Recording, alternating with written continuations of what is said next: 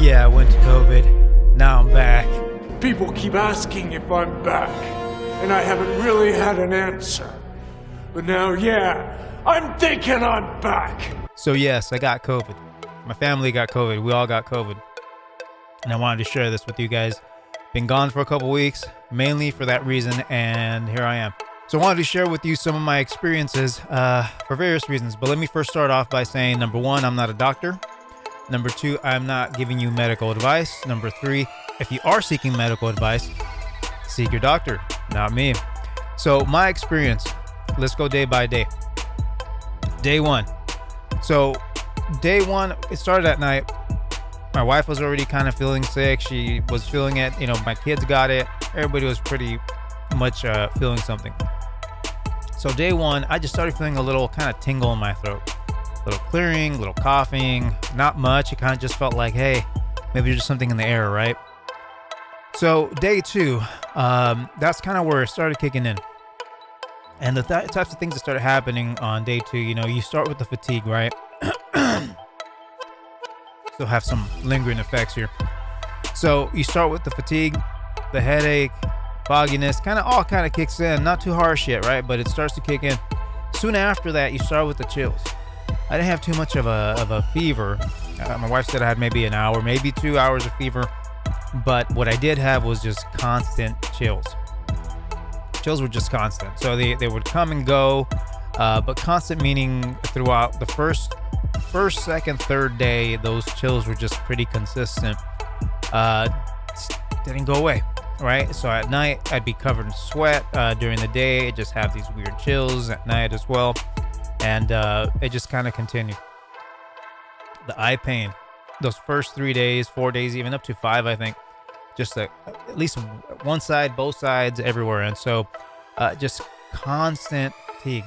I think the thing that stood out the most out of this thing was the body pains, the back pain. I've had back pain from a sickness before. I've had food poisoning. I've had these things. This was weird because it was really, it almost felt like an injury to your muscles. Like you move and it literally, and you touch it and it felt swollen to the touch. So your whole back felt like as if literally you had injured it.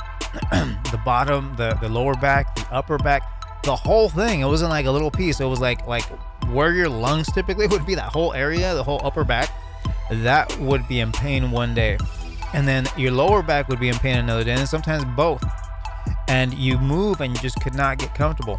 Even right now, it just feels not so much of a pain, but it just kind of feels like a numbness to it. It's really, really weird. Another thing that stood out to me was that my arms, my hands, my limbs, for the most part, I just felt a burning sensation, almost like my nerves were on fire. And it was like all along here. I don't know. I've never had a stroke. I've never had anything like that. But I would say that's probably where that ends up leading to. I'm guessing this sickness has a tendency for some to actually lead to stroke and other cognitive issues that happen up in the brain. So I don't know. Interesting thing. Some people say it's man-made. Some people say it's just came from a bat, right? There's a lot of dirty practices out there. Who knows? But just these have been my experiences. So I didn't have too much of a runny nose. I didn't have too much of a congestion issue. Just these other things going on. Really interesting. Even now, I mean, I'm still kind of I do have a little bit of congestion. I mean, it's not like it's a bronchitis issue. It's just this constant little congestion that's kind of annoying. On day 7, which was interesting. So 5 and 6, I started feeling a little bit better. Still had that headache. Still very fatigued. Even to this day, I'm fatigued.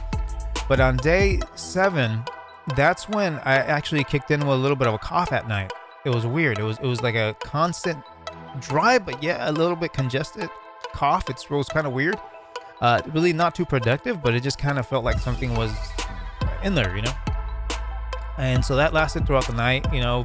Thank you guys for anybody who was praying, because we did send out for prayers, and it cleared up too. So praise the Lord that we got through this. My wife, she felt most of these things. She was laying next to me, and we pretty much went through a lot of the same thing. It kind of attacked us very similarly. Things that we took. So I've never been a big fan of taking medication. I'm not a big fan of going to doctors. It's just me. You can go to the doctor, you can do what you want to do, you can take all the time all you want in the world. I'm just not that person. I try to just tackle things on because because I understand that my body was created by God and my body was created to heal, right? And I let it do its thing. Very rarely will I even take a Tylenol. Very rarely will I even take an Advil. I just don't do that. So for this thing, I didn't take any of that. I didn't take any pain medication. I just dealt with it. What I did take, let me tell you what I did take. So what I did take, and again, I'm not prescribing. I'm not telling you to take this. I'm not telling you it's going to fix you. I'm not telling you anything. I'm telling you what I took. It's like me drinking water. If you want to drink water, drink it. I drink it. Hey, it's good for you. Anyway, so but my point here, I'm just sharing with you what I did and what I felt helped me. I do like natural medicine. I'm a big fan of it because I believe in God. I believe God created things to help us, and that's just the truth. And so one thing that I did take was something called boswellia. Now, boswellia is an anti-inflammatory. It's a natural anti-inflammatory. Good for joint pains and different inflammation issues in the body. And I took that. I've used it for many things in the past, and it works great. I've had good experiences with it. Again, I have no studies to base this on. I have nothing to base this on. All I'm telling you is my experience. So I took boswellia to reduce inflammation. Something that we covered on previous episodes was the fact that COVID-19 is an inflammation issue. It's an inflammation virus.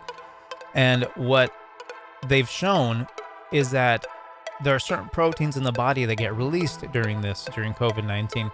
These proteins create an inflammatory response.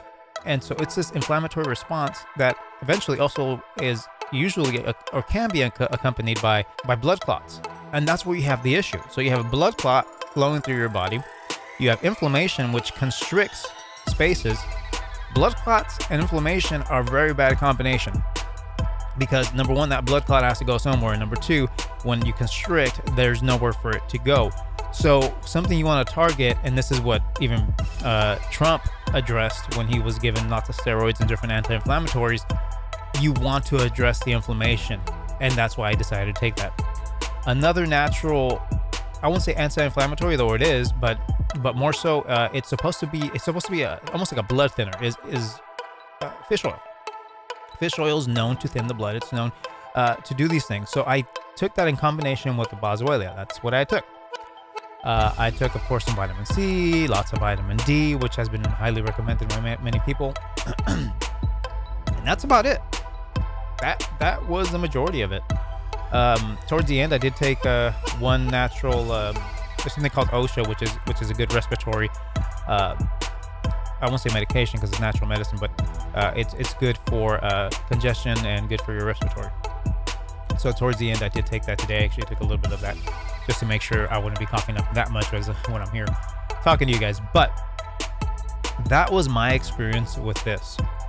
I am now on, what is this, day 11, I believe now, after the first symptoms began. And so we're still going. Praise the Lord. Got us through it, not knowing what was going to happen, right? Because with this thing, nobody does.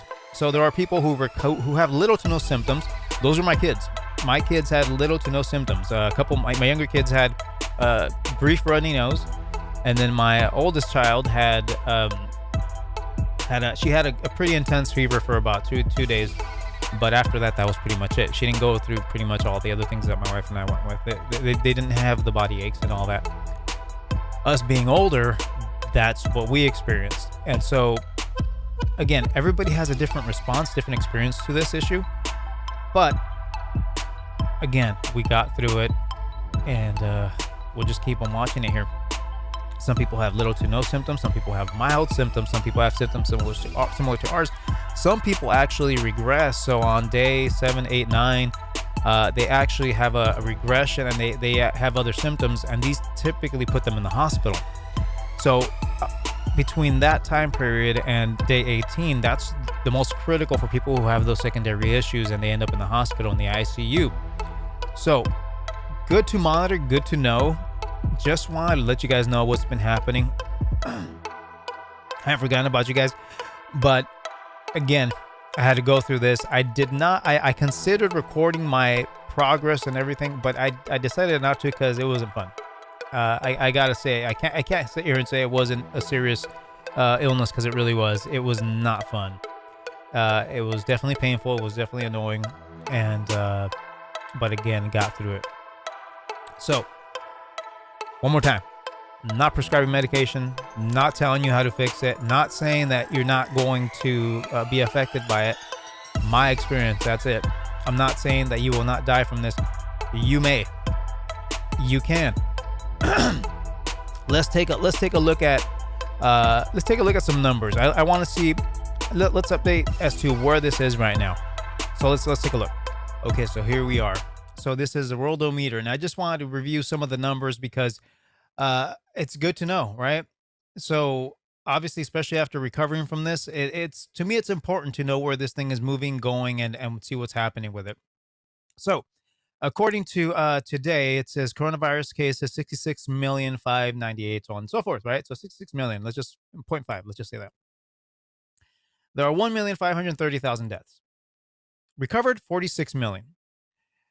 This is worldwide, right? And so ultimately, closed cases, we're back to the same numbers, right? So approximately 3% end up in death, 97% recovery.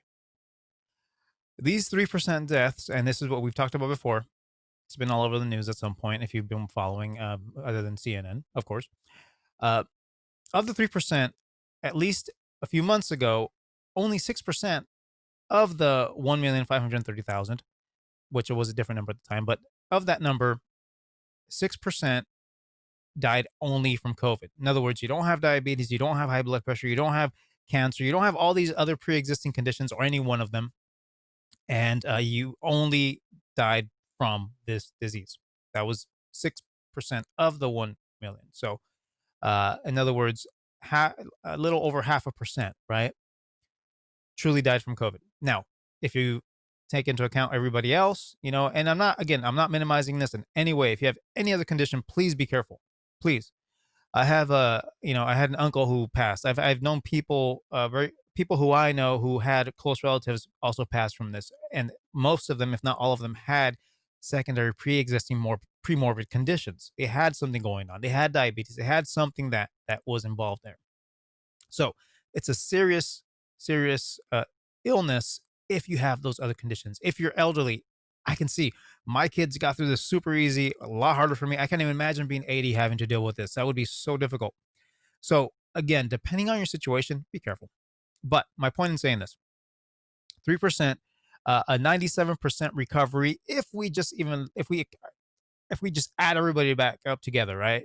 And so the chances are very, very, very high that you are going to recover. Again, I cannot guarantee that. All I'm saying is my experience, and all I'm saying is based on these numbers. So how you interpret them is up to you. So if we go to the USA, so if we go here now, we look at the United States. It says 14 million cases as of now, almost 15 million, 14,886.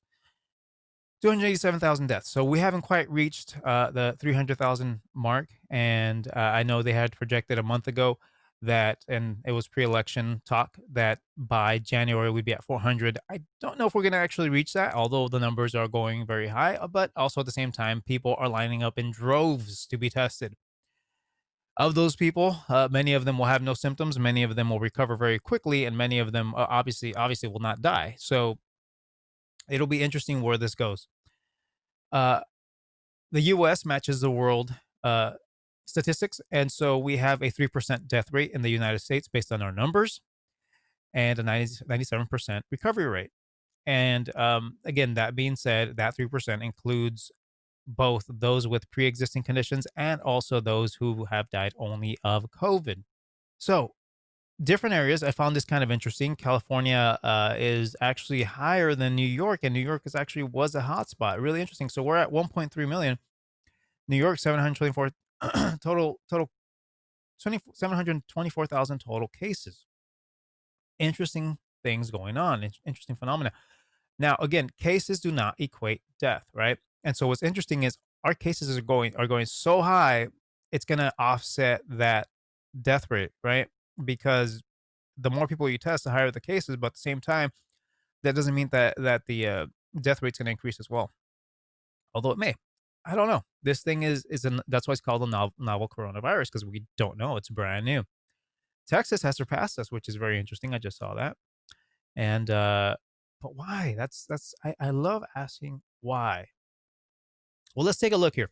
So I'm not going to answer why. I'm not going to talk about that. I'm just looking at information right now. That's it. So when we're looking at this, I thought, well, let me check out what's going on elsewhere, right? I had a few discussions back and forth on Facebook a while back. Okay, well, look at the countries who have a socialist system are doing much better than the United States. Okay, well, their numbers are lower, I suppose. But here we have France, and this, they're more of a mixed system, but at the same time, they have socialized medicine, from my understanding. So their death rate currently, this is as of today, is at 25%. Okay, we have a death rate of 3%. They have 25%. So 75% recovery. Why? I don't know. Could it be the healthcare system? Could it be? I think a lot of these countries, and I have to double check this, but I think a lot of these countries have an older population. Their numbers, their population statistics are different than ours. That could play a huge role. I'm not really sure, but that is a huge difference. So 3%, again, including everybody, versus 25%. I just found that super interesting. Just having a conversation here, not making any statements or any true criticisms, but I just found that very, very interesting. I'm going to jump over to Italy because they were another one that was interesting here. So Italy, much better than France. They have a 6%, double ours, but at the same time, much lower than 25%. So you have a 94% chance of possibly surviving this if you're in Italy. Interesting thing. Let's take a look at that. So here you have a few statistics here on France. So it says here that 20.39% of the population were over 65 years of age. 20% is a big number. And then from there you have 61% is between 15 and 64. So obviously that's the largest demographic, but 20% is a large number.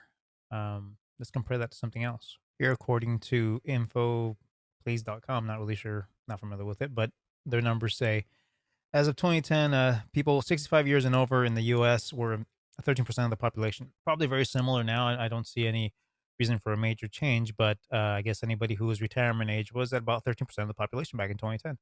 So definitely lower. I don't know if that's the only factor when you compare, say, the U.S. to France or compare the U.S. to Italy. Could be our different systems that we have in terms of medical support, medical health. I don't know.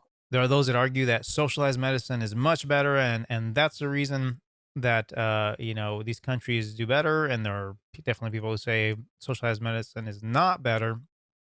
You don't have the same supports. You have that argument. Canadian medical supports and services are better than the U.S. and Canadians themselves. Many of them will tell you that's not the case, right? That's why they come over here to get treatment. What's the answer there? Well, I always prefer choice. I do. I don't like the government telling me how to do anything at all, because the government does everything horribly. They don't do a good job of just about anything. So, and it makes sense, right? You have this huge organization telling this huge population how to manage things and do things. It doesn't work. It doesn't, because yes, we're all individuals. Yes, we're all different. Yes, we all require different things. And so one size fits all typically does not fit. I can't give you a pair of shoes for 20 different people and have the same size fit everybody. It just doesn't work that way. That's not reality. Just some numbers for you, just for fun. So real quick, just want to update you guys on a few things. I'm not going to spend much time. I don't have much more time. I'm actually getting kind of tired, but so much has been going on this past week. I'm sure you've been following. If you haven't, please look it up, because it's very interesting what's going on. So Trump continues to look for fraud, right? Some people like AG Barr, right, said that there's no widespread evidence. Didn't say there was no evidence, said there wasn't widespread evidence, at least not that would change the election results. The media took that, CNN took that and said, oh, he said there's no fraud. Okay. That wasn't what he was saying. That was tweet.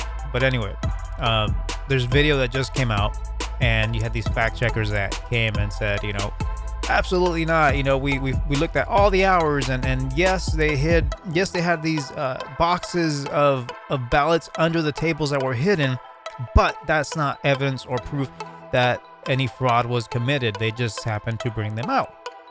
So the story goes that there were that this table was brought out in the morning by 8 a.m. They ended up later on brought in some boxes, several boxes. I think there were 4 of ballots that were put under the table, covered up with these table covers, right? And so I want to say it was about 10:30 p.m. Again, 8 a.m. all the way to 10:30 p.m. See, everybody who was there, the people who were poll watchers, were asked to go home. They said, we're done. Everybody can go home. We're going to close up and we'll continue counting tomorrow. Well, they went on, and a few people, I believe it was 4, stayed behind. And when everybody was gone, they brought out these boxes and they continued counting ballots. Continued. Nobody watching, which is against the rules, and nobody verifying anything. And they weren't supposed to. They were supposed to close the shop. Very suspicious. You have boxes hidden from sight. You have people asked to go home and told that we're going to stop counting. You have counting continuing after that. And then you have now fact checkers who are saying that there was no foul play there. Number one, these fact checkers, what are you? Who cares? Nobody's asking you that. What's interesting is just as a population, I don't care if you're for Trump, I don't care if you're against Trump, I don't care if you're for Biden, I don't care if you're against Biden. I think in general, if there's any foul play at all, whether it was on the side of Trump or on the side of Biden, which right now it's pretty much all, looks like it's just against Trump. Regardless of what it is, as United States citizens, we should all be very, very weary and very concerned if there is any fraud, because this is our election system. So one particular story that I did want to just briefly touch on here. So it says, Washington Examiner says, Democrats face accusations of fraud in House race after 28,000 vote lead on election night erased by judge and mail-in ballots. So apparently, it says in New York, 22nd District, the Democrat incumbent was trailing by almost 30,000 on election night, said hot air editor Jazz Shaw on Twitter. Mail-in ballots got him close. Then a Democrat judge from Syracuse ruled he would personally review all the spoiled ballots that had been rejected. Guess what happened next? The judge miraculously found enough ballots that he thought were okay, and the incumbent now leads by 13 votes. I think we have quite a few activist judges. We have quite a few activists here. This does not make sense. Just enough votes to win when that person was losing really needs to be looked at, and this is wrong. This is so wrong. There's some fishy stuff going on, guys. Let's keep an eye on it and keep watching this stuff. So another interesting phenomenon that's been happening is there are monoliths that have been coming up. So there was one that popped up here in California recently, or another one actually, and somebody took it down. Somebody actually tore it down, and you know what? I don't know what these things are supposed to signify. I've tried to look into them a little bit. There's really not much behind them, but they definitely are occult symbols, and some of them that we have within our country, and I'm not too sad that they took them down. It's interesting what there's some kind of message trying to be portrayed here. I'm not sure what it is. Definitely on the conspiratorial side. Look into it. Comment down below. I'm not really sure. You tell me. I don't have time to look into it. There's so many things to look into. Just thought I'd share that with you guys. Look it up. There's a couple of other things that came up. Vaccination cards will be issued to everyone getting COVID-19 vaccine. So they're going to require you to demonstrate that you have this vaccine.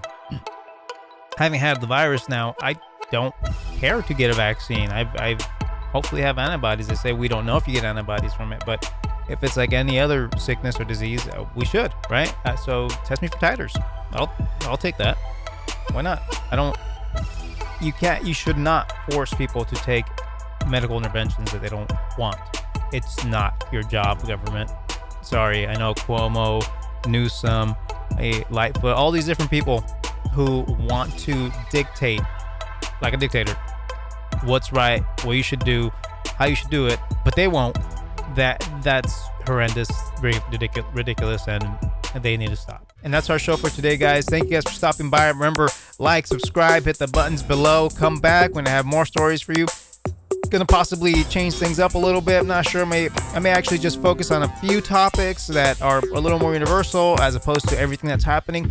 We'll see what happens. The world's changing very fast, and we want to use up our time as best and the most valuable method that we can. Don't forget to check out our other channel, One Mediator Cross Analysis, where we take some of these stories and then we apply a biblical aspect and look at it through a biblical lens. So always remember to check that out. Thank you guys again, and we will see you guys soon. Bye.